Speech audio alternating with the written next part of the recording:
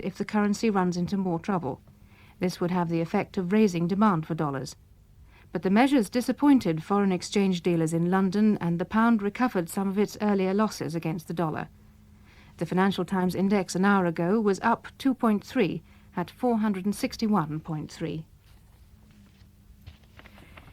Scottish miners' delegates have decided to tell the National Coal Board that they're dissatisfied with the new productivity scheme which came into force 6 weeks ago. The Vice President of the Scottish Miners' Union, Mr Graham Steele, said that payments under the scheme were as low as 61 pence a week, which was totally unacceptable to the men. The anomalies in the scheme were causing considerable unrest, he said. The Education Secretary, Mrs Williams, is meeting the employers' side in the teachers' pay dispute, the local authority associations, this afternoon. The action, which now involves members of the country's two biggest teaching unions, is disrupting life for thousands of Britain's schoolchildren. The teachers are banning voluntary duties in support of their pay claim of 10% plus extra payments to correct anomalies. One of Manchester's largest comprehensive schools has closed for the rest of the day, and many schools in the West Country are sending pupils home early. In Leicestershire, 200 children at a school in Loughborough gathered outside the school gates, saying they wouldn't return unless school meals were made available again. Some shorter items from around the world. Lusaka.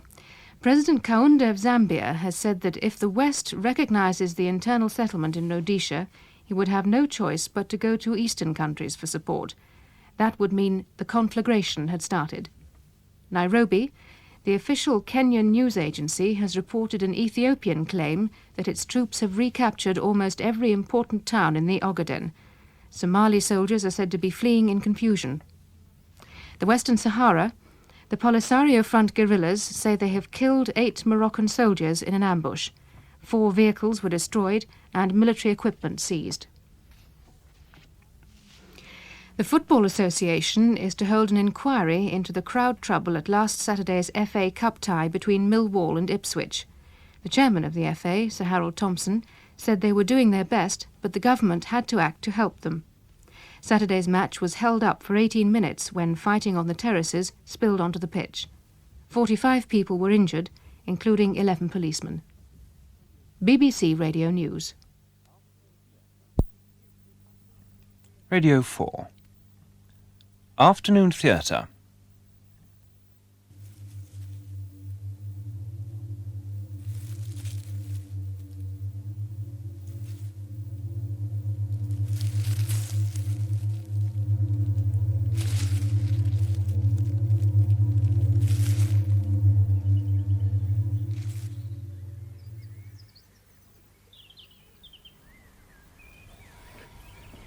Cathy! What's the matter? It's me heart, love. What? I think it's beating slow. Oh, don't be silly. It's another 2 hours before we have to get up. Try and get to sleep. And I feel sort of light-headed. It's like I've been out drinking. It's a funny sort of feeling, it is. Come back to bed. It's going to be a nice day. I really do feel funny. This plant's grown since yesterday. Look at the size its leaves are now. Huge.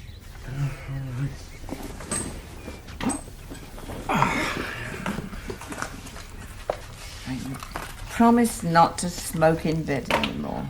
Well, just one, love. Down to 10 a day now.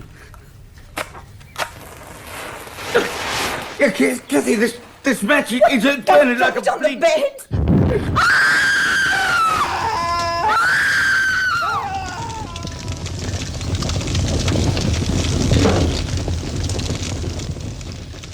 The Destruction Factor.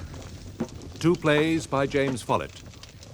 The first, The Seeds of Creation, with T.P. McKenna, Paul Copley, and Rosalind Adams.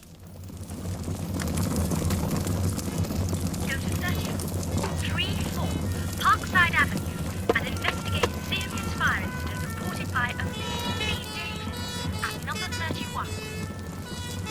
Reference to request times 074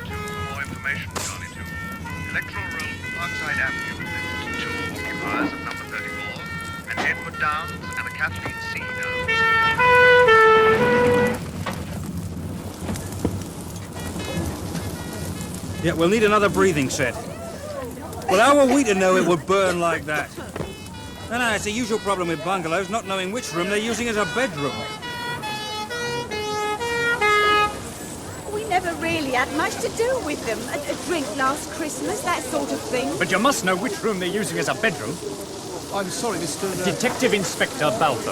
I'm sorry, Inspector, but we hardly know them. Well, he works for that big chemical plant. Will everyone please get well back? There's nothing to see. Please get right back. Excuse me. Okay, now back. Now there's more vehicles coming with me. Just wait well back. Anyone in there? I've no idea, madam.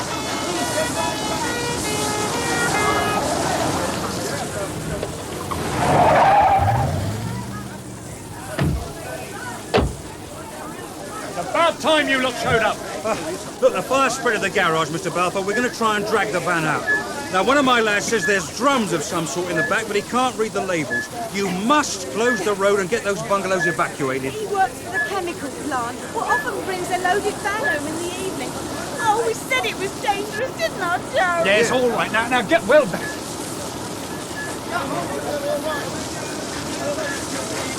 You've got a minute, Mr. Balfour? Sure. Thanks for turning up. I caught it on the car radio. I was on my way home for breakfast. Have you found them? Yes, they're on the back lawn now. Covered up. Don't mess about. Let the handbrake off and drag it out. I'll tell you something, Mr. Balfour. It won't be any good getting their next of kin to identify them. It's their dentist you'll be needing. That's the van out. One problem less. God, I loathe houses with integral garages. Shouldn't be allowed. Dentist? But surely the fire hasn't been going long enough to destroy them. A man and a woman. Do you know how we knew their sexes? By their pelvic bones. The drums contain diluted weed killer, Mr. Garrard. They're issued by the Eurochem Agricultural Research Laboratories Corporation, ERLCO. Same as the name on the van. All right, treat it as a fire hazard. All right, sir. Well, my wife will be wondering where I am. Look, it'll be safe to go in the bungalow in 10 minutes or so, Mr. Balfour. These uniformed lads will cope, Mr. Garrard. Yeah, look, I'd like you to see inside. Look, I'm CID. I've just spent 12 hours being interested in crime. Now all I'm interested in is a warm, cosy bed with me in it, asleep. Look, I don't think this was an accident, Mr. Balfour. I'm certain that Edward and Kathleen Downs were murdered.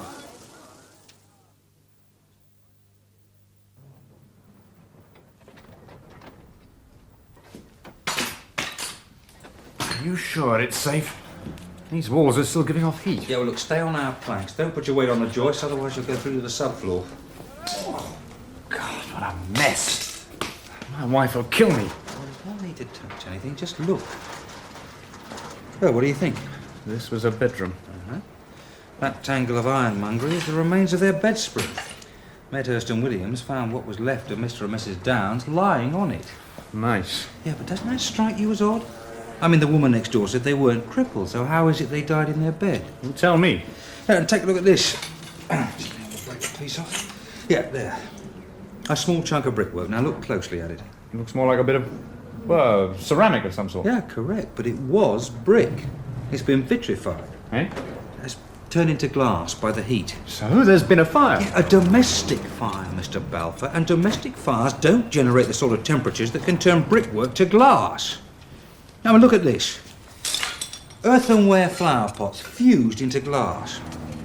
We're not dealing with an ordinary fire, Mr. Balfour. No ordinary fire could do this. We are dealing with the sort of temperatures that are encountered in an industrial furnace. Not the low temperatures you get by burning bedding, furniture and floorboards in the normal way. What would be the abnormal way? Any way that introduces an abnormal quantity of oxygen to sustain combustion. You're leaving me behind. A forced draft. Like bellows? Here, or a fireplace, like that one? No, that was bricked up years ago when the central heating was installed. You try putting your hand up the chimney. I'll take your word for it. So the room was sealed? Virtually, yes. And that's where the contradiction creeps in. I mean, in a small room like this, the air couldn't be replenished fast enough to support even a small fire.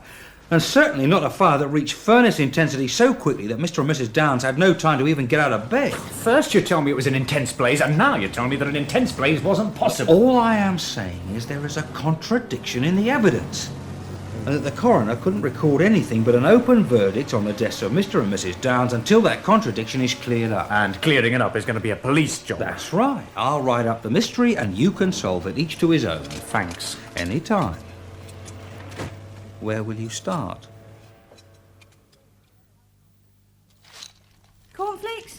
wheat or your rat's droppings in sawdust Alpine breakfast health cereal? Whatever you've over-purchased this week. Ooh, another letter about our non-TV licence for our non-TV set. They still don't believe we haven't got one. How can you expect to be an up-to-date Trotskyite if you never watched the Open University? Are you baiting me? No, I was just thinking of all the men I could have chosen not to talk to me at breakfast. Well, it's ist, not ite, and I'm neither. Probably men in white coats from the Rehabilitation Centre for People Who Haven't Got Tellies. They always call during test card hours when the spirit is at its lowest. Denise, not in that night dress. Oh,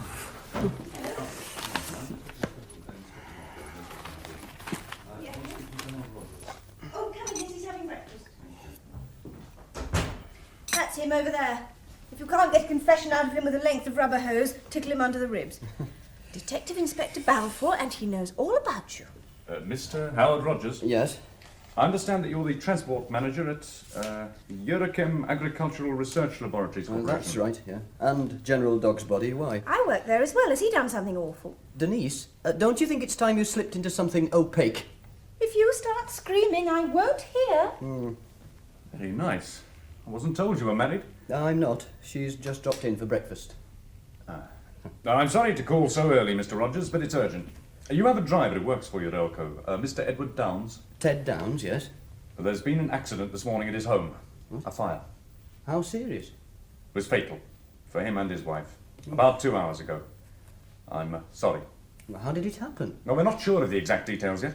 He had several drums of weed killer in the back of his van. Oh, that's right, yeah. Complex B put in a priority requisition yesterday for 200 litres of diapon. I sent Ted to Cardiff, our production plant, to collect it. He'd have got back late last night and driven straight home. There's no one in Complex B at night with the authority to accept deliveries. Complex B? The Industrial Research Unit at Elco, the place behind the high barbed wire fence. Those perimeter surveillance TV cameras feed pictures to your police station. Well, I don't know half of what goes on in our Nick. So Edward Downs had access to dangerous chemicals? Highly inflammable chemicals? Well, so? Well, Edward Downs and his wife died under what is loosely termed as suspicious circumstances. Either someone planted an incendiary device in their bedroom, or, more likely, Downs had been systematically milking Elco of inflammable chemicals and storing them in his bedroom. Oh, you're crazy. The stuff we produce is so cheap you'd have to steal it by the ton from Monday to Friday to make even a few pounds a week. It's not unknown. Look, do you know what we turn out? Cheap fertilisers and herbicides for developing countries. Emphasis on cheap. I wouldn't be working for them if they exploited poor countries. Anyway, none of the stuff's inflammable. I have to eliminate the possibility that Downs was stealing from Elco. Oh, how? By going over your records. Checking every delivery note and invoice for consignments handled by him over the past 2 years. There were never any complaints about short deliveries. Good. That means it won't take us long to double check. When do you want to start? This morning, 11. I'll be along with the detective constable. OK, I'll tell the main gate to expect you. Oh, you'll have to have your pictures taken. It'll be issued with visitors' badges. We don't want to enter your Complex B. Oh, you wouldn't be allowed in there anyway, old son. I've never been in there, and I've worked for Elco for 3 years. Right, your office then. 11. Say goodbye to your lovely friend for me. Be seeing you.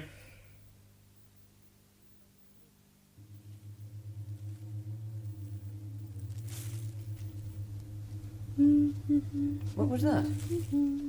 What was what? Listen. Oh, thought I heard something. Nothing gets through the triple glazing. Oh, I'll never get used to the sight of silent jets dropping into Heathrow. Let's eat somewhere noisy. That spit and sawdust pub we found last year. Oh, it's been ruined by the Digital Watch and MGB Brigade. How are those two cops making out? Oh, they're efficient. Last time I looked in, they were ploughing through the third quarter of last year. It's a bloody cheek, the whole thing. Hey, have you told Dad there are hordes of policemen picking over company records? You reckon he'd be interested?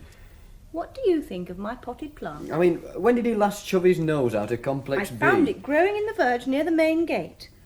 Ah, your Detective Inspector Balfour is heading this way. Look, he's on monitor 3.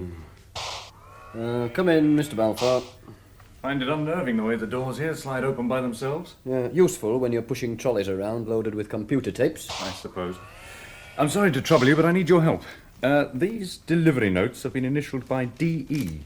I was wondering who D.E. is. Oh, that's me, Denise Exon. Show me. Oh. Didn't I see the name Exon on the board by the main gate? Ralph Exon, Earlco's technical director, and my father. I used to be his personal secretary until he got fed up with my shorthand and offloaded me onto Keir Hardy here. Who? Oh, I see. Yes, she has a regrettable sense of humour and will be brutally punished when you've gone. Promises. How can I help? Well, you've initialed 3 of these delivery notes as goods unexamined. Yes, that's quite normal when there's no time to check a consignment. Oh, can you remember if there were any discrepancies? Oh, November of last year. Oh, I was Dad's secretary then. No, I can't remember any shortages. 2,4-D. What is 2,4-D? It's a herbicide, Mr. Balfour. A particularly lethal herbicide. An auxin and turgor pressure herbicide. Do you know what that means? Hello, Dad. Good morning, sir. No, I have no idea, sir. Auxins are the hormones that are present in infinitesimal but vital quantities in all plants, Mr. Balfour. They control the plant's growth rate. And turgor pressures govern its movements. The bean racing up a stick, the sudden snap of a Venus flytrap closing on its prey, a daisy opening its petals to the sun. They're all governed by auxins and turgor pressures. And man, in his deviousness, has taken those hormones and uses them against plants to destroy them. He doesn't want to lecture, Dad. No, it's very interesting. How do they kill plants? Oh, put simply, spraying a plant with 2,4-D provides a massive auxin dose that triggers explosive growth. Cell division is accelerated and the cells themselves become elongated. The plant outstrips the ability of its roots to provide nutrients and it dies. Mr. Balfour is investigating an accident, sir. It happened Edward this morning. Downs, the driver? Yes. I've heard all about it from security. I hope you're receiving full cooperation from Mr. Rogers. Oh, yes, indeed. If you'll excuse All me. our records are at your disposal, Mr. Balfour. Personally, I have no doubt that Downs had been robbing this company for several years. Well, if you've positive evidence, sir, then I'd be... I've no proof. Hopefully you'll find it for us. Oh, presumably my consignment is still at Downs' house. Oh, hell, the van. I'm sorry, I'd forgotten all about it. I'll send someone over now to collect it. No, we haven't got a standby driver. I'll go and get it after lunch. Oh, thank you, Denise. Well, good luck with your investigation, Balfour. Thank you, sir.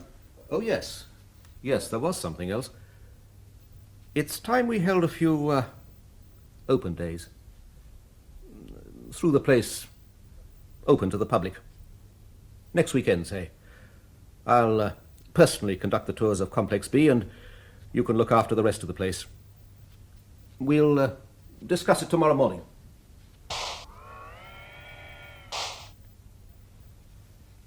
Well, I must get back to my investigation. Thank you for your help, Miss Exon. Oh, pleasure. Oh, you realise what's happened, don't you?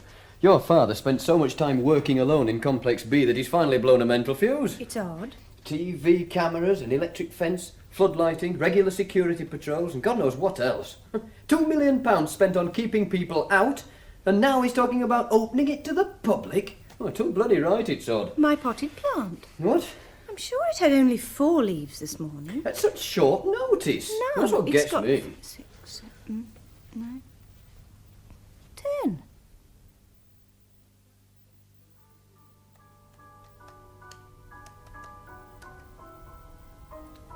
Coming to bed? We ought to cut down on something. £40 on wine last month. The soft life demands hard cash. Nearly 60 quid's worth of petrol went into your Triumph. The embossing on your Barclay card must be worn out from the hammering it gets. Howard, my precious, you're rapidly becoming a frightful domesticated little boar. I know what it's like to be poor. Here we go again. Roots. I'll walk out on you if you start on about your wretched cobbles, clogs and black pudding background. All I'm saying is that we ought to be... All I'm saying is that if you're spoiling for a dust-up, we might as well have one. What have you done with my potted plant? What potted plant? It was gone when I got back to the office this afternoon. I've no idea what you're rabbiting about. What potted plant? The one I rescued from the verge. Responding magnificently to my woman's touch, it was. Ooh, like I do. I should be so lucky. It was on my desk. Oh, that weird thing. Yes, that. Now, what have you done with it? Look, love, I swear I haven't touched it. Oh, hang on, though. It was on your desk. Yes. Your father was staring at your desk when he came into the office. Are you accusing poor Dad of stealing potted plants? No, I didn't say that. I just happened to notice that he seemed to be interested in your desk. Maybe those fuzz nicked it. Don't be stupid. I suppose you went to the canteen for coffee, as I wasn't around to fetch and carry for you. Yep. And you didn't lock the office. Well, how was I to know that there were plant nappers on the loose? All right, it's all my fault. I'll buy you another one. What sort of plant was it? That's just it, Howard. I don't know. Which was why I was attracted to it in the first place.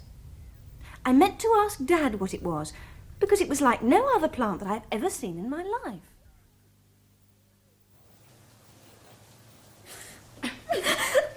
He's lying, the bleeding cow. I ain't got any. Honest, I ain't. Oh, God's true. Let go, you bitch. You're hurting. You tell us where your head, or Harriet's going to pull all your hair out. Handful by handful. Aren't you, Harriet? Yeah. Slow like. Please. I ain't got any. I ain't. No, watch out. What's going on here? Now, come on, girls. You've had long enough in the showers. Breakfast in 30 minutes. What's the matter, Anne? Nothing, miss. All right, then. Now, come on, girls. You'll all catch cold standing around with nothing on. Breakfast in 30 minutes. No good doing anything out here. Let's get her into her room. I think we've got them hid in there anyway.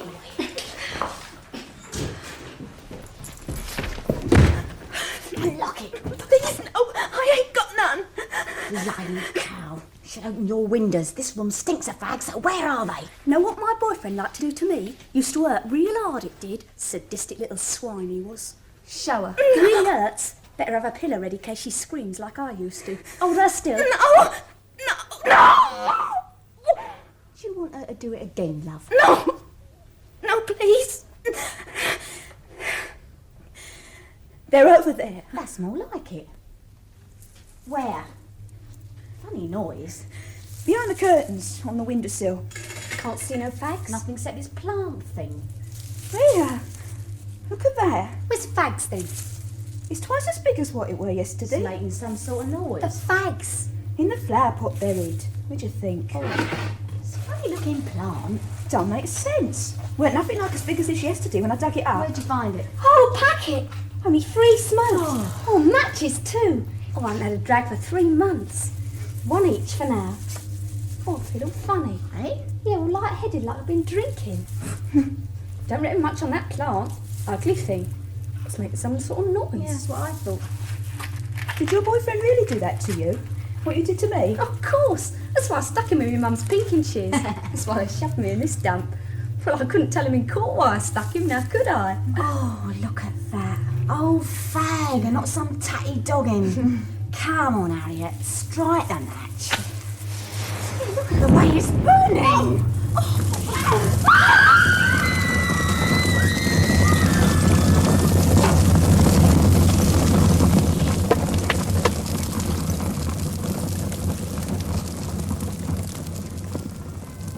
Fire engine coming up behind. Pull over.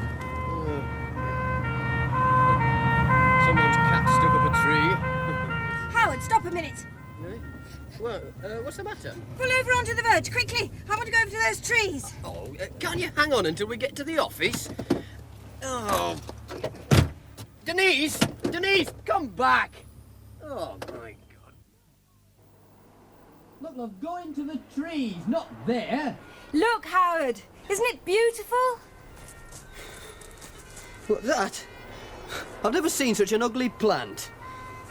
Is that what you came charging over here It's for? exactly the same as the one that was stolen from the office yesterday. So what sort of plant is it? Well, if I knew that, I wouldn't be so interested in it, would I? It's not unlike a soya bean plant, but the leaves are far too big. Anyway, the soya won't grow in this country. Yeah, well, this one seems to be flourishing.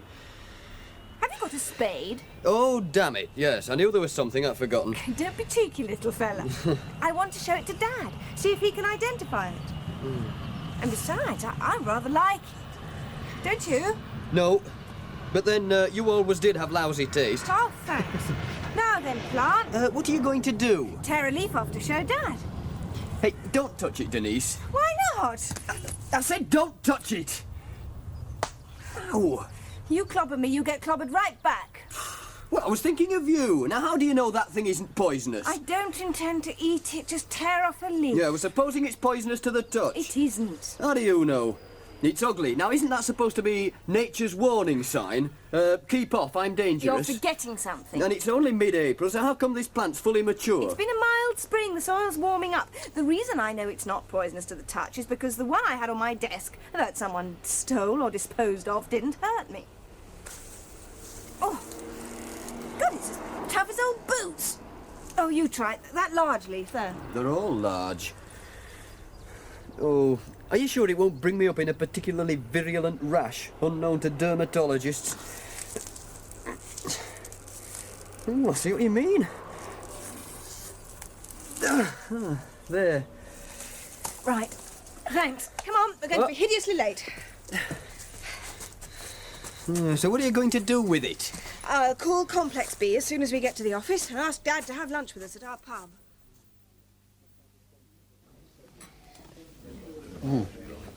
Yes, looks like it's Jensen just parked. Yes, it's him. Have you noticed how worried looking he's been the past few days? Oh, he's tired. He spent too long shut up in those labs. Oh, well, at least he's dedicated to his work. Howard, don't go calling him Sir all the time. Call him Mr. Exon or even Ralph. He won't show it, but he'd be secretly delighted. Oh, sure. Your father has the sort of personality that can freeze alcohol. Dad. Hello, Denise. Good afternoon, Howard. Hello, Dad. Good afternoon, Mr. Exon. I saw the menu as I came in. The steak, please, Howard. Well done. Right. I expect the vegetables are frozen. I expect so. The only food that isn't ruined in a freezer is ice cream. The steak by itself, please, and ice cream to follow. Anything to drink? Just the food. Fine, I'll go and order. You're looking tired, Dad. I take it that this little gathering isn't to celebrate an announcement that you two are going to make? What? Oh, no, of course not. No, I wanted to How ask you run your life is your affair, but I often wonder what your mother would have thought. You know what last Sunday's date was? April the 12th. Why? Oh, Lord, Dad, I'm terribly sorry. I thought you'd forget. I put an extra wreath on her grave with your name on it. Not that one can fool the dead. Dad, I'm awfully sorry. Well, be ready in 10 minutes. Well, now, we solved the mystery. What mystery? We found an unusual plant this morning. One that I couldn't identify. I'd also found one the other day, but it vanished from the office yesterday. You found an unusual plant. Ugly thing. Oh, I doubt it. There's no such thing as an ugly plant. Oh, my mother had an aspidistra that she There's used to a keep leaf from it in my handbag. I wrapped it in a handkerchief so... Oh, my God. Oh, what's the matter?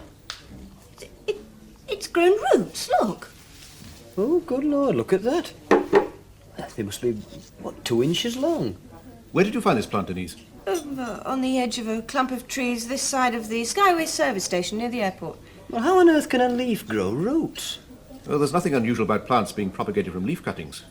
Commercial nurserymen do it with begonias, gloxinias, cymphorias. Yes, Dad, but these roots have grown 2 inches in 3 hours. I mean, look at them. Well, I dare say the dark, warm conditions in your handbag are ideal for... Put it away. What? Put it away. I can remember the rank, Detective Inspector, but not the name. Detective Inspector Balfour. Good afternoon, Mr. Exon. Miss Exon, Mr. Rogers. Hello. I'm sorry to trouble you, sir, but I've just called your place and your senior lab technician said I'd find you here. It's urgent. Oh, you better sit down then. Actually, I wanted to see you. I've discovered that our driver, Edward Downs, had been stealing chemicals from Elko. Oh, how did you find that out? Oh, that has some bearing on why I'm here.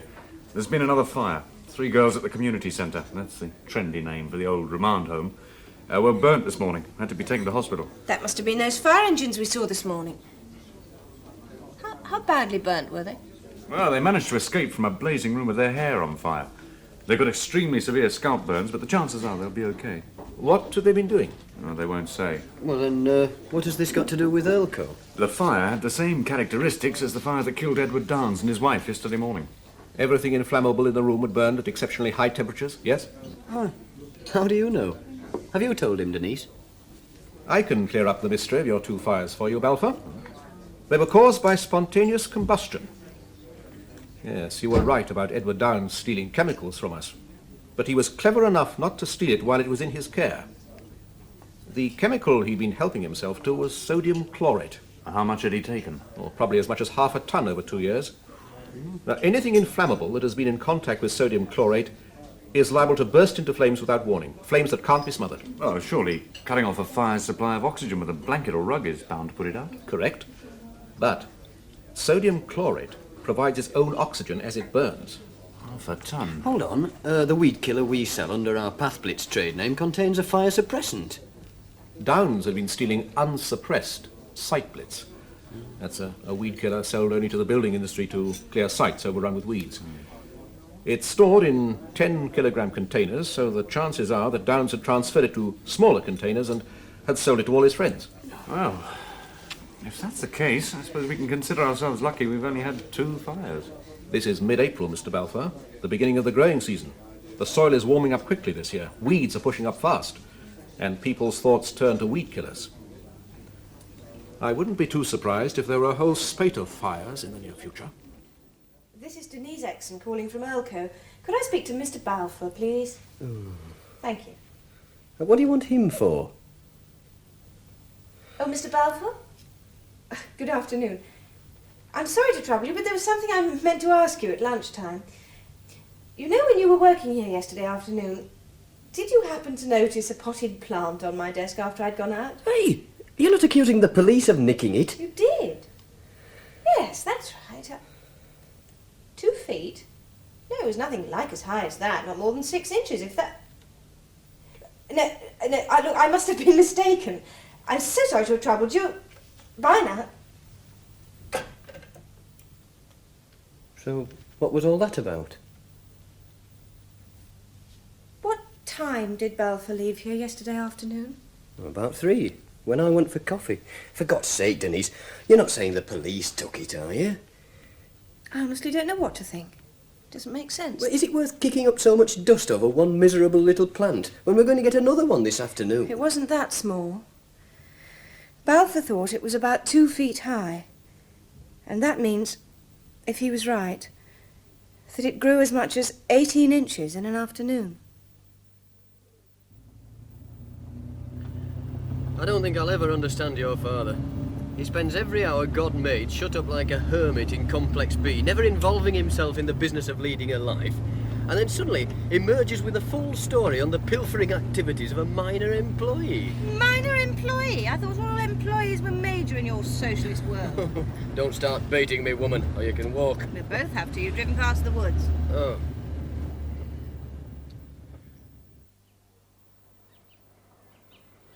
Wasn't it over this way? No, near the trees.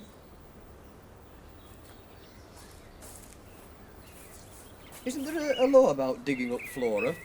Not if she's dead. I'm sure it was around here.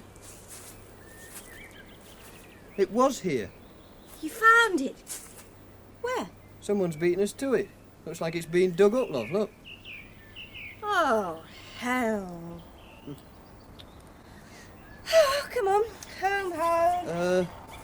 Be a shame not to be after making use of them there woods now we found 'em, missy. Use the woods? How? Oh, no. Down, boy.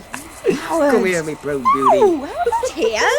To the one. Howard! No, Howard, that bank's steep. Stop mucking about. If I go down, I drag it down no, with no, it. no, no, Howard!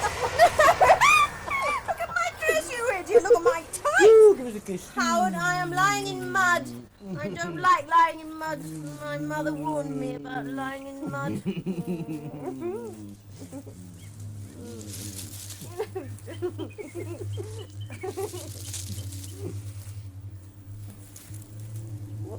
What's that noise? I can't see a thing. Will you get off me now? Oh, no. What? I thought you said that your plant was rare.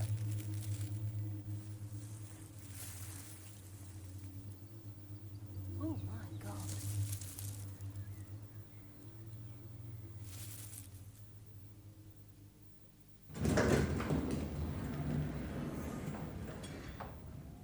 Good afternoon, ladies and gentlemen. Welcome to Complex B, the main research centre of the Eurochem Agricultural Research Laboratories Corporation. This lift is taking you down to the lowest level of the centre, Complex B7, which is 200 feet below ground level. The air you are breathing has been filtered to exclude all Very particles nice. of matter larger than 3 It's a microns. tape recording of an which is actress 3,000 supplied by a theatrical agency. The main complex cost Dad, £3 million. do you really think members of the public will want to go through the performance of having a hot shower and changing into sterile coveralls before visiting the And has complex? its own power station. Well, a public relations firm assured me that We people hope will you love find it. your guided tour of It will Complex heighten the B feeling of interesting and anticipation. instructive. Please remain together at all times. Thank you for your attention.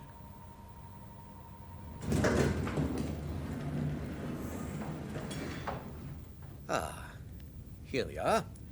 Level B7. The most interesting level in the complex. Where shall we start?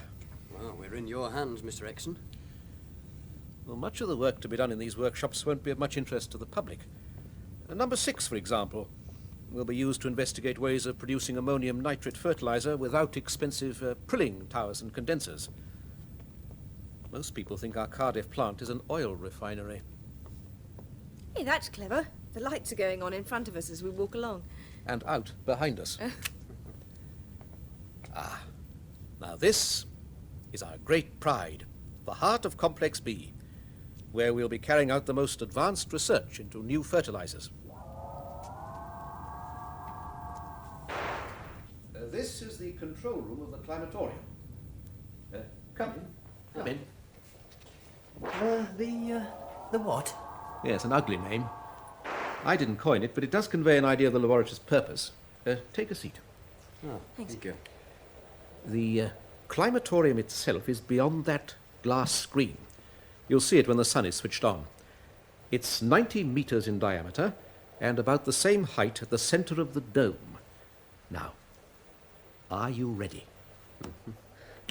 It's a bit like waiting for Star Wars to begin. Well, our special effects are a little more advanced. It's getting light. Listen. We are going back in time. We are hurtling backwards in time at a rate of 200 million years per second. Backwards through the Pleistocene period, in which man appeared on this planet. Through the ages of the reptiles of the Jurassic period of 200 million years ago. Through the Carboniferous period of the great coal forests of 350 million years ago. On and on, backwards through time, until we come to the period in the history of our planet when the atmosphere contained no free oxygen. Is that the real sun out there? But there had always been light from the sun. The first recognizable life was algae floating on the oceans, intercepting the sunlight and using solar energy to convert carbon dioxide to sugar and releasing oxygen into the atmosphere. It was algae and plants which gave us the life-giving oxygen in our atmosphere, a process which took 2,500 million years, and which go on sustaining the atmosphere today as we breathe oxygen and consume it in our factories and our motor cars. One car requires 5 acres of forest to replace the oxygen it burns every 20,000 miles. Well? It's fantastic. But is that the real sun? No. It's a cluster of high-pressure xenon lights radiating 1 kilowatt of energy over every square meter of the climatorium's floor. They're suspended from a gantry which can be moved to simulate the passage of the sun across the sky. We can vary the output to simulate any region on Earth, but we are primarily concerned with the tropics for the controlled conditions we need to test new fertilizers and soil conditioners. Oh, the soil in the climatorium has the same profile as that found in certain regions of Ethiopia.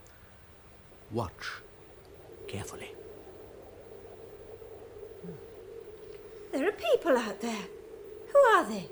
We have now come forward in time to 5 million years ago. We are in North Africa, where the first true men are believed to have appeared. Yes, actually, it's dangerous making statements about the origins of man because, well, every so often someone makes a discovery that adds another million years to the time he's been on this planet. Dad, who are those people? And now we move our weather clock forwards to the present day. Little has changed. The people are a little taller, and they live a little longer.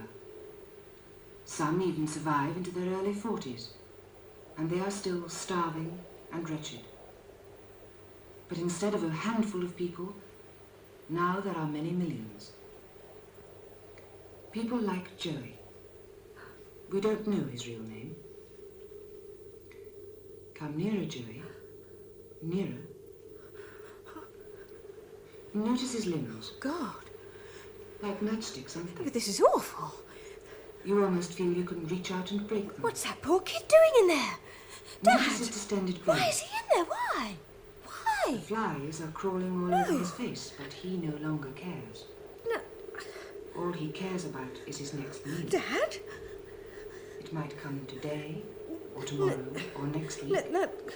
or never. Look, Dad! Come nearer, Joey. No! Denise, it's all right. No, it's not all right. Yes. How old do you think Joey is? 4, 5, 6? Joey is 11 years old. He is one child out of 10 million. And we have sentenced him to death. Dad, please, open this door. Dad, you can't leave him. You cannot. Please open the door. Denise! I didn't mean it, Daddy. I didn't mean to kill him. Oh, please believe me, Daddy. He was hungry. He was so hungry. I didn't know he'd die. It's all right, love. It's all right. He's gone. There's nothing there. They've all gone. Look, you see? Nothing. Nothing. So, what was it that we saw? A hologram. A three-dimensional image recorded on holographic film and projected by laser beams. The boy died last year. We made the recording in Somalia. What did she mean? I didn't mean to kill him. I thought she'd forgotten. I'm all right now, Howard. Oh, I'm taking you home. No, I'd like to see everything now we're here. Well, perhaps we should call it a day. I'm sorry I made a fool of myself, but I'd like to see the rest. So, what's the purpose of that place? It recreates any environment that we wish. Let me show you. Oh, we can go in there? Of course. It's perfectly safe. There are no mosquitoes. Oh, perhaps there should be. I think I ought to take Denise home. I'd like to see it. Yes. I thought perhaps you would. Now, sun goggles on your left in the airlock. Put them on, please. Right. Mm-hmm. Now, are we in? Okay. Mm-hmm. Excellent. As it takes the pumps a few seconds to balance the pressure. Mm-hmm. Oh, a word of warning. Even though you're wearing goggles, don't look up at the xenon lights. They're burning with the same intensity as a tropical sun. Right. Now, brace yourselves. The heat can hit you like a sledgehammer. Oh, wow.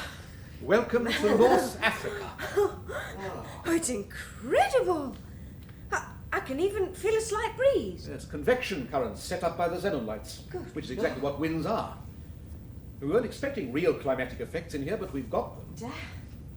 I've left the program set so that you'll get a taste of some real weather in a few minutes. Hey, is that maize growing over there? Yes, that's right. Come and see. They're fantastic, Dad. Looks like they're growing in sand. They are.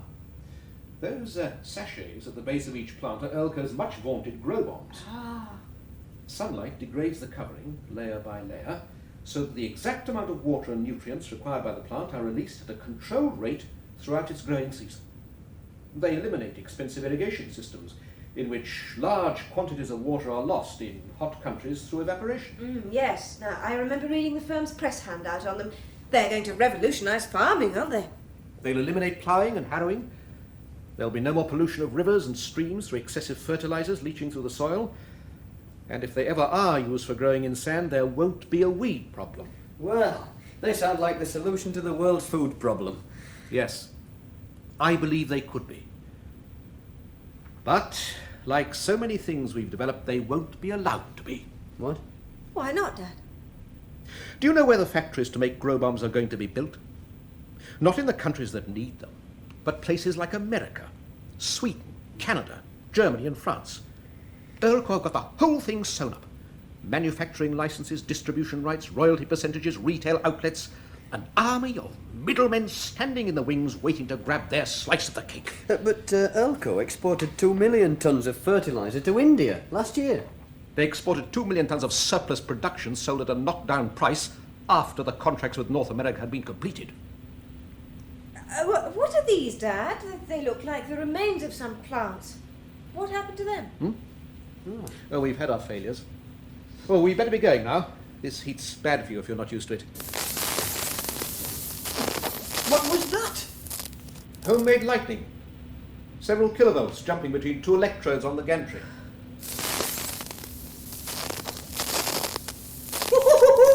How long is the spark? About 30 feet.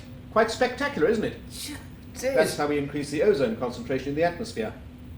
Now, we ought to be going now.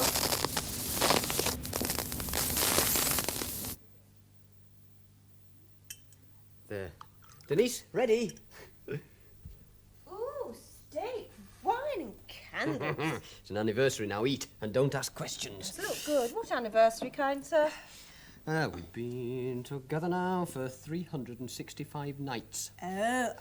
362. What? I threw you out on 3 successive nights last December, do you remember? Yes, I never did pay you back. But if you'd like to propose to me, I'll give it careful consideration. Only one thing missing from the table, flowers. Oh. Where's my potted plant? I moved it into the bedroom. It was a nuisance in the kitchen, seeds all over the floor.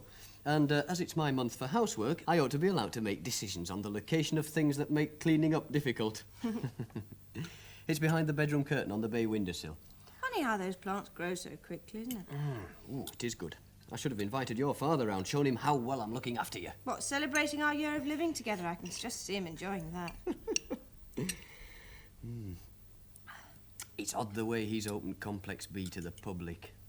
And yet they've still got all the surveillance equipment working at night. He says it's to safeguard the records and computer files on level 3. Odd, though. Still, that hologram of the starving kid was more effective than any film. Don't let's talk about it, Howard. Oh, I'm sorry. Did Dad mention anything to you? No? Then why are you saying sorry? I didn't mean to bring the subject up. I figured you'd get around to telling me sometime. I just didn't want to push you. I tend to forget how kind you are. Ooh, you won't find another. Oh, Dad was wrong. I hadn't forgotten that little boy. I must have been about 7 or 8.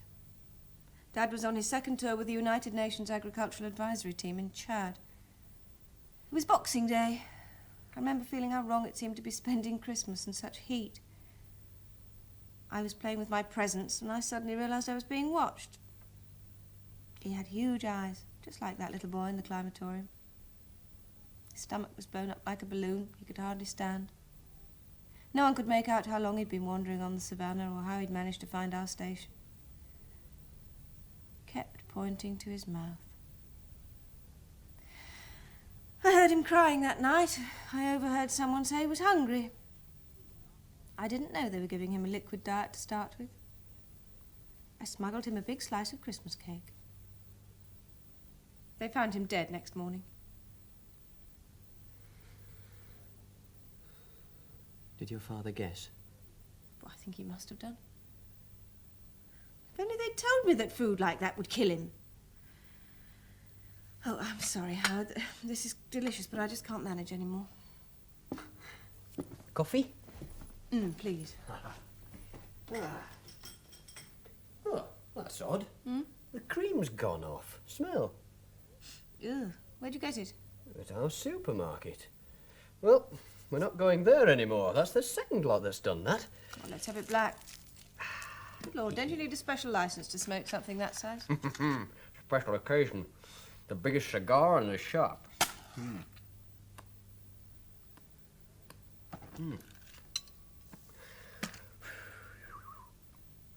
I'll go and get you a funny plant. We can sit and contemplate it and marvel at your green fingers. All right? Don't drop cigar ash on the stair carpet.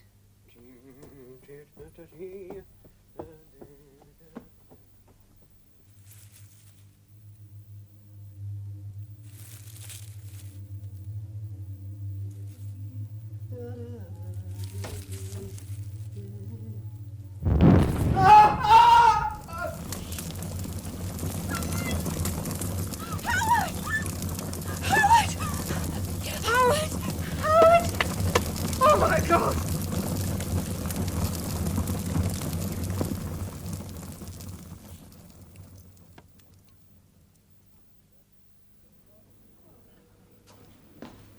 Evening, nurse. Good morning, Mr. Balfour. It's dawn. Too whacked to notice, love. So what's the verdict? Shock, mostly. Minor burns to his face and hands. He'll be okay tomorrow. Have you found out what's causing these fires? We're working on it. Is she still here?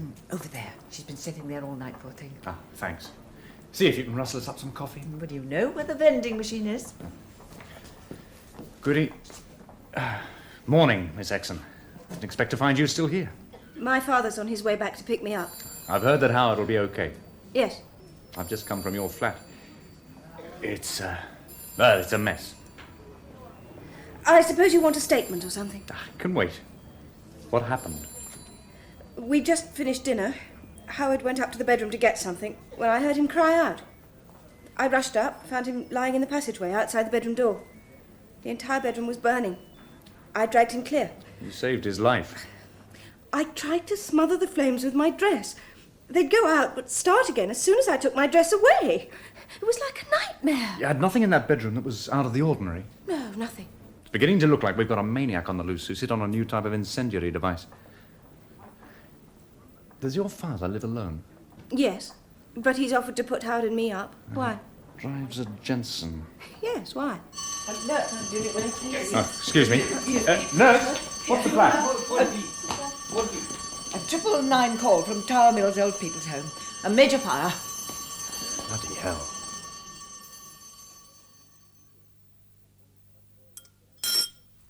Look at that. Skill. I managed that boiled egg without your help. My God, this paper does embroider the facts. Hounslow, Feltham and all the communities huddled round London Airport are held in a grip of fear as the inhabitants wait for the dawn arsonist to strike again. I think I'll be okay driving. Maybe I'd better go into the office before they discover they can manage without me. You need another day's rest. What's the latest on the Old People's Home? 15. Oh, I wish Dad didn't virtually live in Complex B. I was hoping to see more of him now that we've moved in on him. Oh. Wonder who that could be at this time. Oh, hello, Mr. Barton. Come in. Dad's in here. Come through. How are you getting on, Mr. Rogers? Fine, fine. I'm getting plenty of tender, loving care. Have you caught our arsonist yet? Oh, we've set up an incident room. Oh, well, that's it then. He might as well give himself up. We're looking for something in common between all four fires on the assumption that whoever planted the devices used the same materials each time. This is a list of items that we managed to identify at the scene of each fire. Oh. I'd like you to look at it and tell me if there's anything here that shouldn't be there. Picture hooks. Yeah, well, there were 2 pictures in our bedroom. Hairbrushes. Can you really identify hairbrushes after a fire? Portable radio. Yeah. Hand mirror, yeah. Flower pot. We had a flower pot in the bedroom. You mean those delinquent girls at the community centre also went in for potted plants? Oh, one of the girls had found a wild plant she was fond of. Alarm clock, yes. Oh, that's it. Oh, well, it was worth a try. Is your father still at Elco, Miss Exon? Yes. He didn't come home last night. Why? Well, I tried to call him there, but there was no answer. Never mind. I'll see myself out. Good to see you looking fine, Mr. Rogers. Oh, thank you. Be seeing you.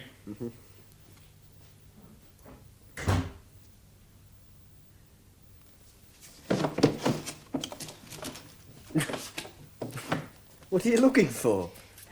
C, D, E... Flinders. Max Flinders. Ever heard of him? What? He's an old friend of Dad's. He used to lecture at Surrey University, microbiology. So? Do you feel like a drive into the country? Good. We are going out to those woods near the airport. We're going to dig up one of those weird plants and we're going to take it down to Max Flinders and ask him to examine it. Oh, why? Because somehow, in a way I can't even guess at, those plants have got something to do with the fires. And Dad knows they have, and the police suspect that Dad knows something. How'd you get onto him in the first place? From complaints, Commander. All right, Sir Exon likes to go on the prowl at night, but it's not enough, is it? Enough to have him in for a chat. Finch got a look in the boot of his Jensen last night. A spade, a trowel, a horticultural flame gun, weed killer. Yeah, that's not evidence to associate him with these fires. With his job, he can easily explain why such things are in his possession. And now he's taken to daytime prowling with a pair of 1250 binoculars. What does he show an interest in? Or anything. The countryside, mostly. He likes to find himself a high spot and go over every square inch. Woods, fields, hedges, gardens. Extraordinary behaviour. 15 people died in that fire, sir. Yes, I don't have to be reminded, Belfer. All right, keep him under observation for another 72 hours. You can pull him in if he continues with his prowling.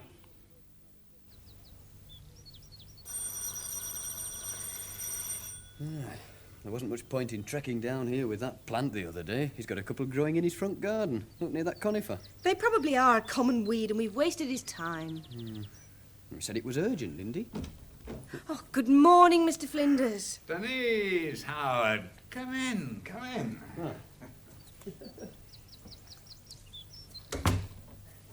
I've just made a pot of coffee. Now, through here, that's it. Out you go, Suki. Oops.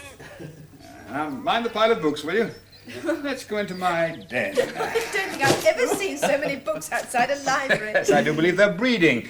The cats certainly are. Oh, make sure there isn't one under you before you sit down, will you? Shoot those papers on the floor, Howard. That's it. Oh, boy. I only hope that we haven't wasted your time over the plant, Mr. Flinders. Max, only civil servants and gasmen are allowed to call me Mr. Flinders. Only we noticed quite a lot of those plants as we drove down, and there's a couple more in your front garden. Just round your way, all scattered. Scattered? I see. Well, at least it's an easy plant to spot. So it is dangerous? Well, not to put too fine a point on it, I'd say it's the most dangerous living organism on this planet. We're going to have to move fast. And it did cause those fires? 3 more this morning. 6 people died, all in your area. But how can a plant be responsible? I've been keeping it near an open window. Yes. Here it is. It's grown. Oh, yes, it's grown all right. It does everything well. Well, I'm going to show you a classical experiment, similar to that carried out by Joseph Priestley 200 years ago. Now, I'll need that aquarium. Oh. Now, I place a burning candle in the aquarium, like so. Cover the aquarium up. Well, the candle will go out, surely. Yeah. It's dying. It'll burn for a few seconds until the flame has consumed all the oxygen in the aquarium. There, you see, it's out. Now then, please, Denise, would you kindly lift that plant into the aquarium for me? That's fine. Slide it to one side. Will you make room for the candle? Right. Which I shall now light. Right. Now put the cover back in place, please. Oh, well now. Now, what sort of candle's that? It's an ordinary candle, and it will continue to get brighter. I would never have believed it. But it's lighting up the whole room. I didn't believe it myself at first. Oh, it has about the intensity of a 300-watt light bulb. Now the candle's collapsing. Now watch what happens when I push a dead match under the cover. There. But that's fantastic. Just burst into flames. Quite a firework display when I sprinkled sawdust in there. That's enough. I'll slide the cover off and let the remains of the candle burn itself out. So that's what killed all those people and nearly killed Howard? Yes. But how? Now, how could a plant do that? You've heard of photosynthesis? Well, in simple terms, it's the process by which plant leaves produce their nutrients from solar energy. They also produce surplus oxygen, which is released into the atmosphere through the leaf. All plants do this, of course. But this strange plant does it faster. So fast that it can enrich the oxygen content of the atmosphere in a closed room within a matter of minutes. Yes, but oxygen isn't dangerous, is it? I thought life depended on it. So does fire. Our atmosphere is only 1/5 oxygen. The rest is mostly nitrogen, just the right balance to make fire controllable. Now, our whole civilization is based on our control of fire. A slight increase in oxygen levels, and we lose that control. Everything that can burn will burn. I'm sorry, Max, but I cannot believe that one plant in a room could cause our bedroom to be gutted like it was. Why not? Look at this room. Full of combustible material. Books, papers, furniture, floorboards, window frames, all waiting to burst into flames, given the right conditions that plant can provide. So where did it come from? I think your father will be the best one to answer that question. You think that he... I don't know what to think yet. Not until I've talked to him. You know, I haven't seen him for, it must be 10 years now. Has he still got that obsession with the problem of the world's hungry? Yes. Good job someone has.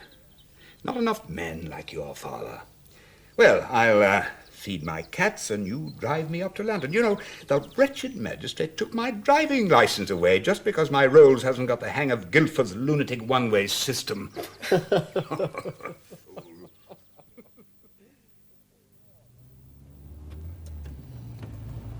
3 more growing on the verge back there. How are they managing to spread so quickly? Well, that's one of the first things we're going to have to find out. It's a leguminous plant, by the way. Same family as peas, broad beans, runner beans, that sort of thing. This is our road. Far too near London Airport for my liking. Oh, Dad must be back. Garage doors were open.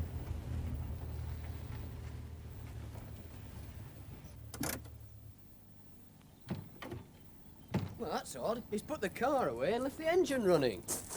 Denise, fetch your father, will you? Go on. Quickly, my dear. Right. See if the garage doors are unlocked, will you? What? Yes, they are. What a stupid thing to do. What a stupid thing to do. Don't go in. For God's sake, It's crazy, stupid. You think he didn't notice he'd left the engine running? Fumes. Look, the handbrake's not on. Pull on the bumper. That's it. Right, good boy. That's it.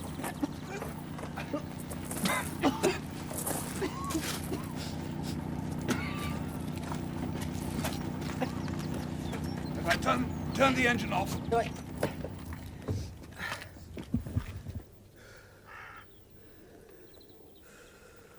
It's too late to call a doctor, I suppose. Yes. Selfish bastard. Why? Choosing a method that could have led to his daughter finding him.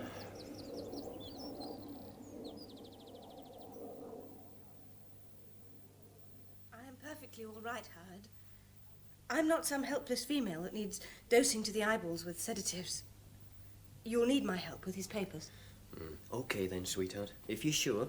Here's something. Results of gamma radiation on batch 5, 20% germination rate. Well, we'll keep that paper on one side. Did he ever mention something called Project D10, Denise? There was something he was trying to persuade Elko to invest in about 4 years ago. Soya bean mutations? Yes, that's right. Dear Exon, your preliminary findings have made a sizable impression on the board of directors. Despite Hopkirk's objections, Project D10 is to go ahead. I see. Memo dated 4 years ago. I've seen these before. The architect's plans for Complex B. He shouldn't have had all these company documents at home. All scientists are squirrels when it comes to papers. Here, show me. I say, is that the climatorium? Yes. Oh, I'd like to see that. Oh, I don't think you'd be able to. Only the control room's open to the public. Well, apart from being able to flaunt a Rolls-Royce in front of one's colleagues, one of the great advantages of copying a Nobel Prize is that it opens doors. But it can wait. What I really want to see first is the bungalow where the first couple died. Oh, yes, Edward Downes and his wife. If you say so, my boy. I need a chauffeur. Oh, I'll run you over there. Denise is prettier than you. Yes, thank you, officer. We'll stay on the planks. That's some mess, Our bedroom is in exactly the same state. Bricks almost vitrified by the heat. Why did you insist on me driving you here? Because you can't drive and cry at the same time. Floorboards burnt right through. Just the joists left. Remarkable. Hello. Bird droppings everywhere. There's a gaping hole up there. Max, listen. Hmm? Yes. I'm getting to know that sound. 7 of them. Thriving, too. Is it safe in here? Oh, yes. Ah, there's no danger with a hole like that in the roof. The oxygen these lads are giving off is diffused into the atmosphere immediately. No, the danger is in an unventilated room. Have you seen enough? Yes, I think so. I'll just take one of these plants along with me. And then I'd be grateful if you'd kindly take me to the General Hospital. A visitor for you, Anne. And you mind your manners, young lady. I ain't talking to no more fuzz.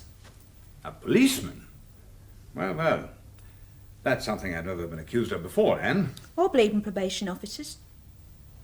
Where'd you get that plant? Yes. Odd-looking thing, isn't it? It's all right. Did you have one in your room when you and your 2 friends were burnt? Look, I've told you all over and over, I don't know what caused that fire. But you did have a plant like this in your room. What if I did? No crime, is it? Is smoking a crime at your age? I forget. Who smuggles them into you? Boyfriend, a porter? Well, never mind. Is that what you were about to do at the time of the fire? Smoke? You struck a match and boom? Yes? Suppose so. You see, the thing I can't understand is how the 3 of you managed to escape from that room with only a burnt scalp. Bloody bad enough, wasn't it? No, I didn't mean that. Other people who had the same thing happen to them were burned to death by their nightdress and pyjamas. You see?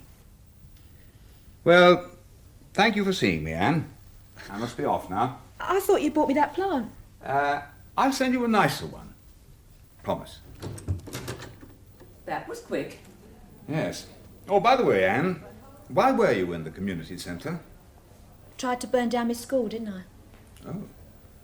Well, goodbye, Anne. And I'll send you that plant. What sort of school was it, nurse? Comprehensive, of course. You didn't think it was a grammar, did you? Well, trying to burn down a grammar school demonstrates a degree of vandalism. Trying to burn down a comprehensive demonstrates a lack of social awareness. You know, I'm puzzled by their injuries, nurse. Is that all the 3 girls had? Just scalp burn? No, I said that all the hair on their bodies had been burned. You mean they had other burns? Do I have to spell it out? No, I'm sorry, but Oh, I see what you mean. They were naked at the time of the accident. They just had showers. Naked? Naked, but of course. That's the one thing that had me baffled. That explains why those 3 girls are still alive. And it gives me a nicely rounded theory that our police and politicians will understand. Seed tray 1, 0 germination. What temperature did we start at? 10 degrees centigrade. Well, that's only to be expected.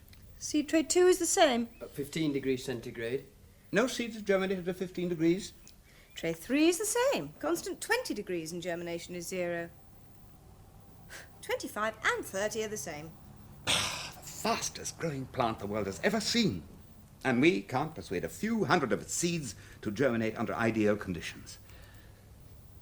So why? Well, I suppose it's just possible there's a genetic fault, and the Exon strain will die out. Does that happen with mutations? It happens all the time in nature. The whole process of evolution is based on survival of the fittest. For every successful organism that survives to reproduce, 1,000,000 fail. And Daddy's creation has failed? Well, we don't know for certain. But it will be better for the world if it has. Why? Doesn't the Exon strain mean an abundance of food for the third world?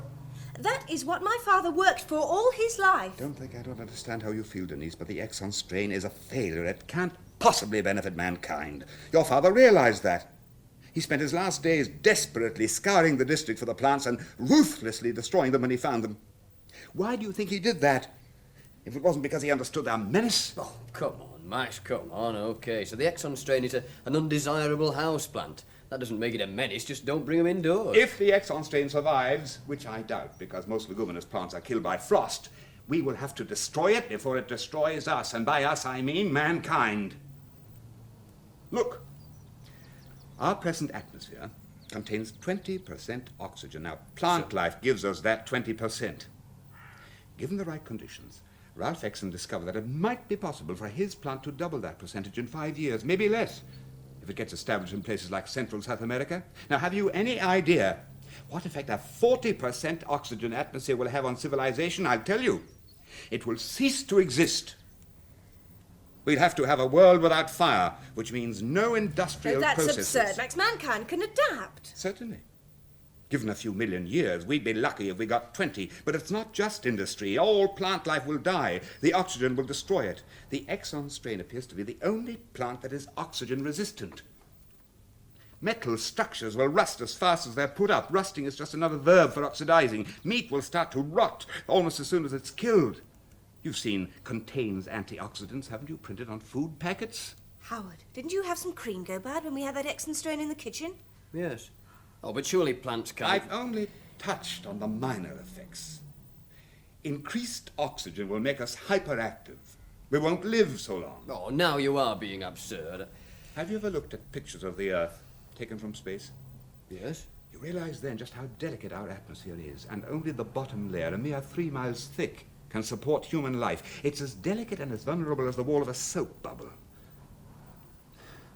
I've sent a report on the matter to the government's chief scientific advisor, Alfred Blawes, and a sample of the Exon strain. I've suggested that the government offers generous rewards to anyone finding a plant.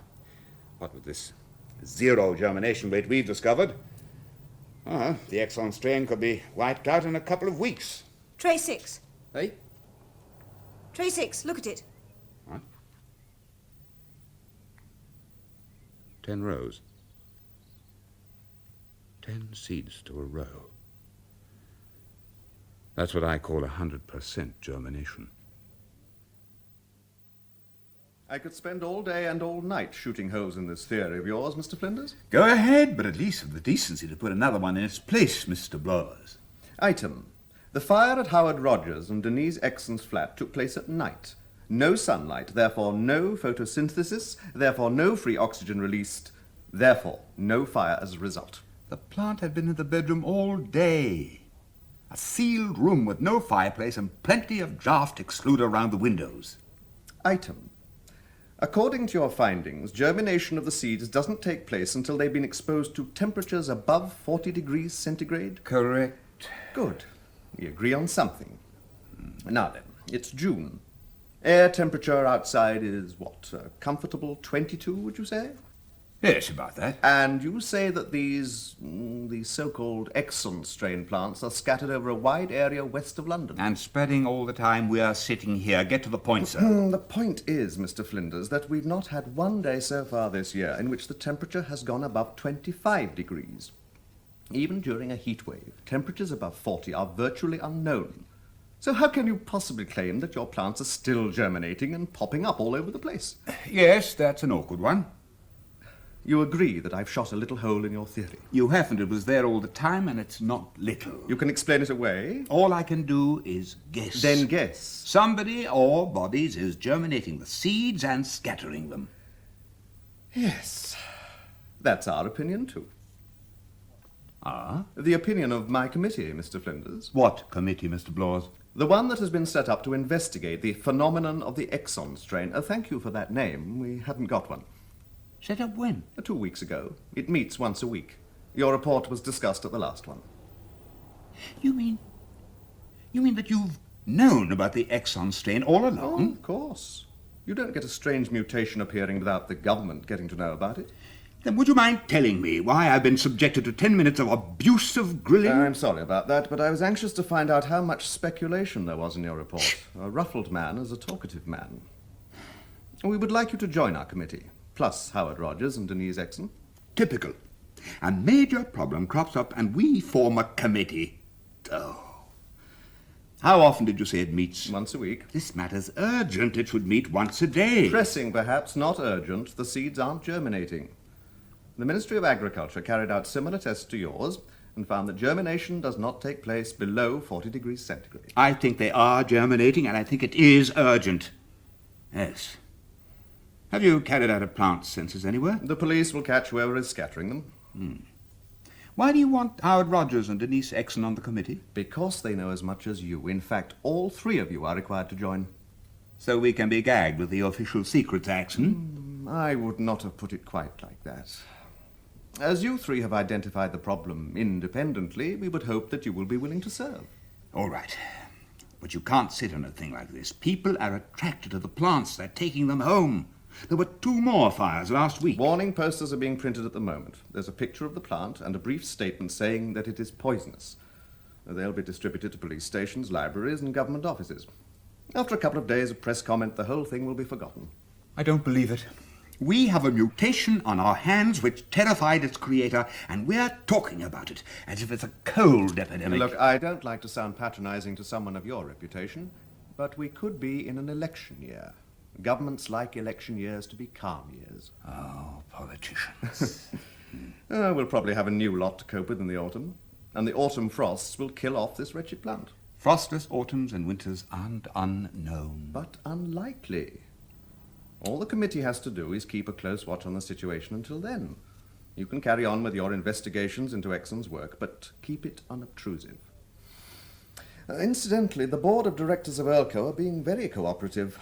If you require access to Exon's laboratories, I'm sure they'll be only too willing to... Okay, we'll toe the line. Perhaps you can answer one thing. Why do you suppose Exon opened his Complex B laboratories to the public? He thought it might ease the storm when it finally broke.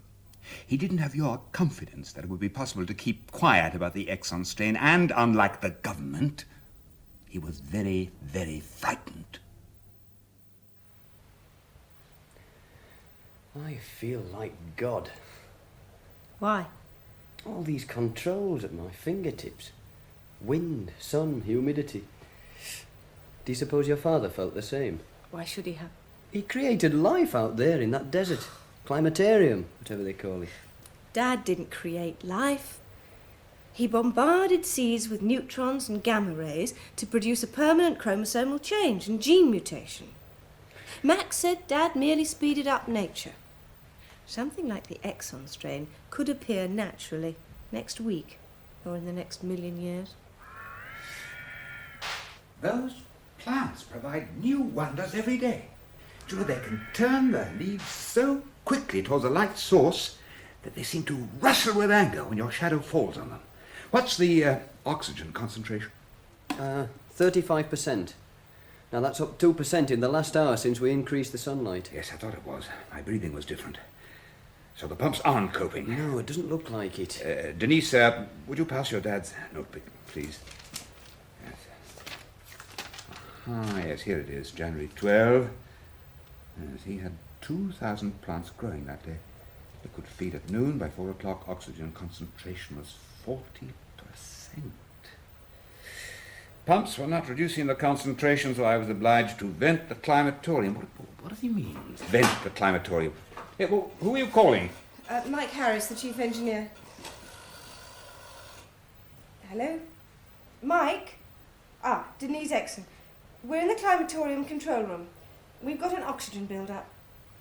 No, it's not dangerous. Vent? We're wondering how to vent the climatorium. The oxygen build-up must have been... 4 switches above the humidifier control panel. Yeah, I can see them. Rising. What do they do? You tried to pull my leg. Okay. Thanks, Mike. We'll try them. Well? Do you want it vented now? Well, yes. What do the switches do? First switch equalises pressure. Second and third switches release the latches. And the fourth switch, would you believe, opens the roof.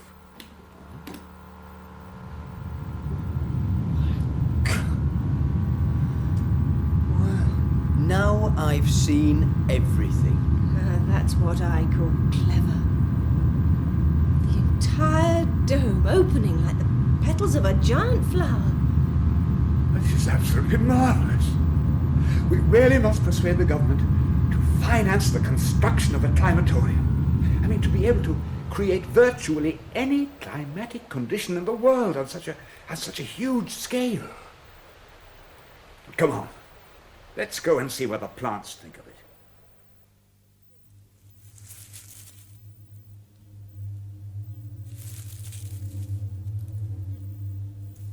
Amazing.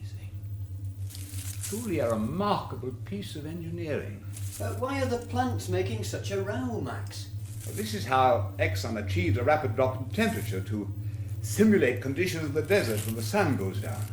Opening the dome allows its giant bubble of warm air to escape. And after that, the refrigeration equipment can cope easily. Or in this case, a giant bubble of oxygen. Noisy, aren't they? Well, they're confused. See, now that the roof's open, the light is coming from all directions. That noise is caused by the leaves rearranging themselves to it so that they all receive an equal share of sunlight. First time I've heard of self-help among plants. It's not unusual.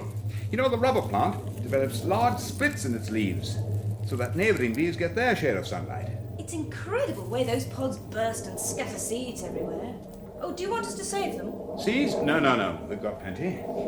Have you found out why they need such high germination temperatures, Max? Well, now, that is still the great mystery.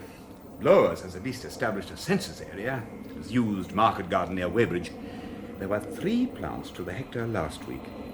Now the figure's up to 5. It's going on the agenda for next week's meeting and oh, damn. Why, the land was so cheap. This complex is right under one of London Airport's flight paths. I can't stand those things. The jet engine is third on my list of retrograde creations of the 20th century. Nuclear weapons are second, and this damn plant is right on top. Why? Oh, I'm sorry, Denise. We can control nuclear weapons and jets, but we can't control the Exon strain. But we can learn. We've been waging war on weeds for 10,000 years. We haven't beaten them yet, and we never will. Well, you've never called the Exon strain a weed before. A weed is any unwelcome or noxious plant. A definition that fits the Exon strain admirably. Listen. What? What is it? Why is it going dark? Birds! Look! Millions of birds! Let's start walking very slowly towards the control room airlock. But don't run. Whatever you do, don't run.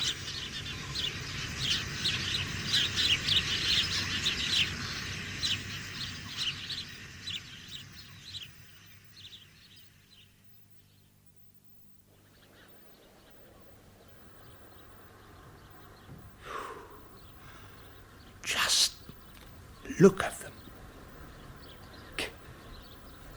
Killing each other over those seeds. Good heavens. Denise, is it possible to close the roof slowly? Yes. There's a variable speed control above the switch. Then close it as slowly as you can. I don't want any of those birds to escape.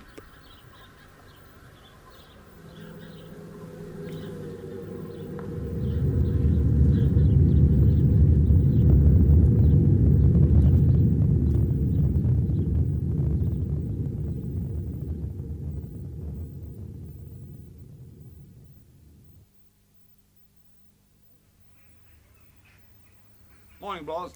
Good morning, Mr. Flinders. So this is your control area. Very impressive. A derelict market garden with a topsoil varying from clay to light loam. Sounds ideal. What's the latest count? 20 to the hectare. From 5 last month? That's quite a jump. And from what I saw from the train on the way down, it seems general throughout the country. The police are carrying out discreet checks on all flying clubs in the south. There's a possibility that some maniac is scattering the seeds from the air. Yes, and I've got some interesting data for you, enough for you to call an urgent extraordinary meeting of the committee. Have you thought of the consequences of the seeds reaching tropical regions, where they can germinate without artificial heat? One seed can become a mature plant in 4 weeks and produce 2,000 seeds. With a 50% germination rate, that gives us 1 million plants in 2 months, 1,000 million in 3 months from one seed. No one is denying that there is a problem, Mr. Flinders. Bring every member of the committee to Complex B tomorrow at 3, and I will show you the true scale of the problem. And now, wait a minute, Flinders. You can't expect me to call an extraordinary meeting on your say-so. 3 o'clock tomorrow, Blawes. The Climatorium in Elco's Complex B. I'll warn the main gate to expect your party. I'll be there, alone.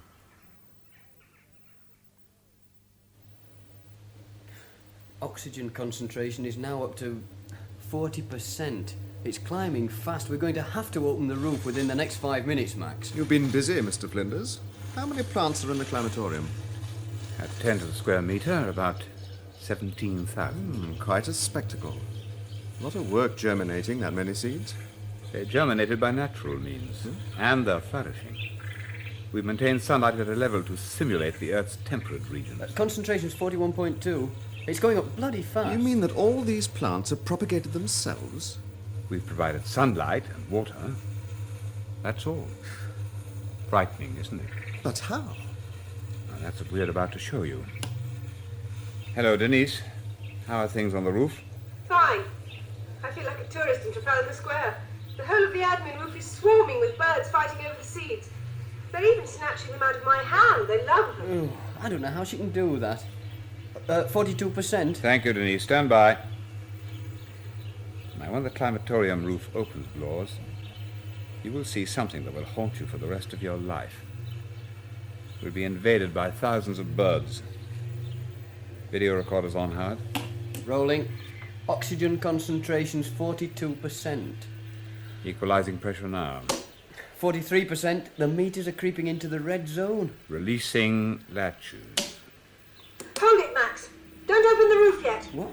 A jumbo jet has just taken off and it's heading this way. Well, it might frighten the birds off, so don't open the roof yet. Tell her we've got to. Oxygen concentration's 44%. Denise! Yes? I'm sorry, we've got to open. The oxygen concentration is reaching a dangerous level. Max, listen, you mustn't open the roof. The birds, they're rising up in a great cloud in the jumbo's path. Close the roof, for God's sake, close it!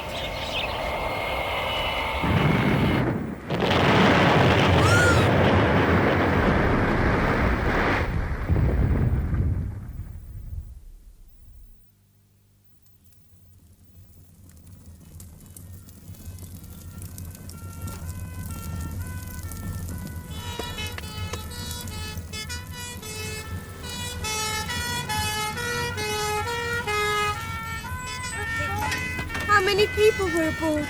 253. It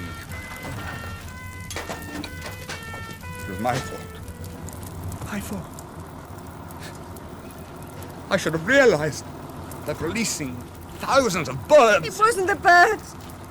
The flock was nowhere near the aircraft when it... Oh, Denise, I'm going to take her home. Come on, love, it's all right. Come on.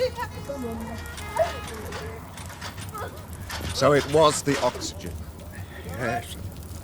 A huge bubble of it, rising into the air, too large to disperse quickly enough. Sucked into the aircraft's jet engines. They blew up. Why did you mount such a crazy experiment? Why? To show you how the Exon strain is spreading throughout the country. The birds eat the seed whole. Perhaps it has a smell that attracts them, I don't know, but they can't digest them. Their body heat cracks the seed's skin, and they pass out of the bird's body ready to germinate in a nice dose of fertiliser to help them get started. Well, now we know how the plants are spreading. Maybe we can do something about it. Can we? Isn't there something you've forgotten? The birds start their main winter migration soon. They'll carry the seeds with them, spreading them throughout the world. Like everything else, we've probably left it too late. Only this time we don't get a second chance.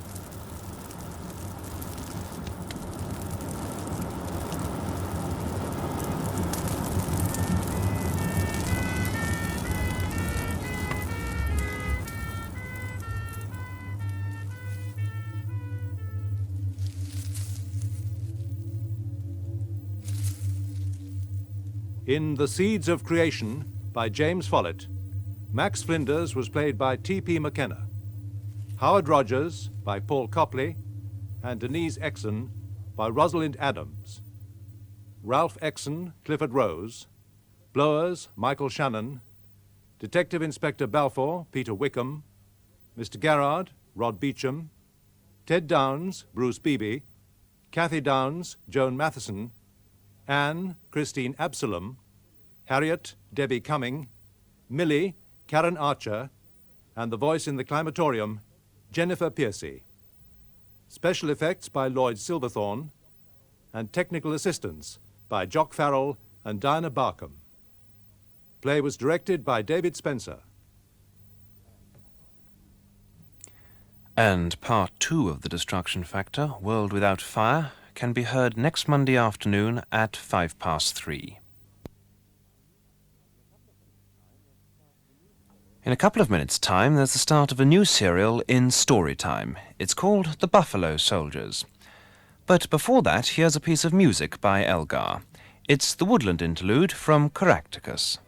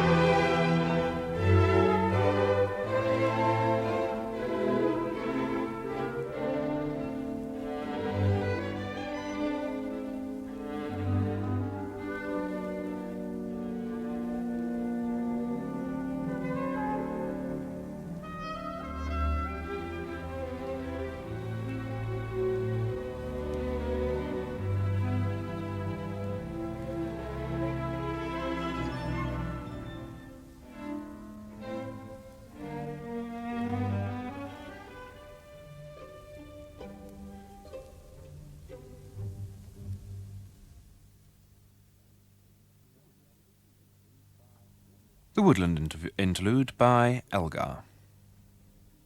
Radio 4.